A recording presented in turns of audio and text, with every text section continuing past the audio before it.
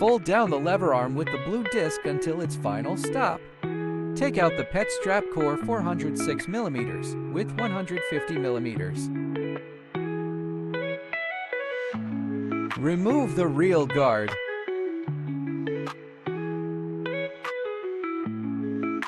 Use a wrench to remove the outer reel guide post. Reposition it to the inner slot.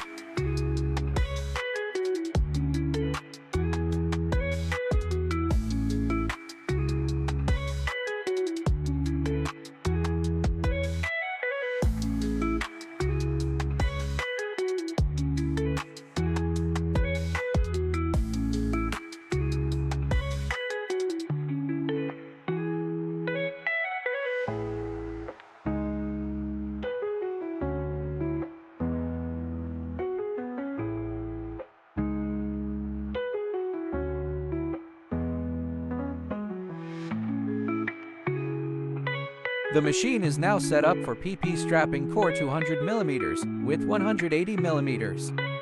Reattach the reel cover.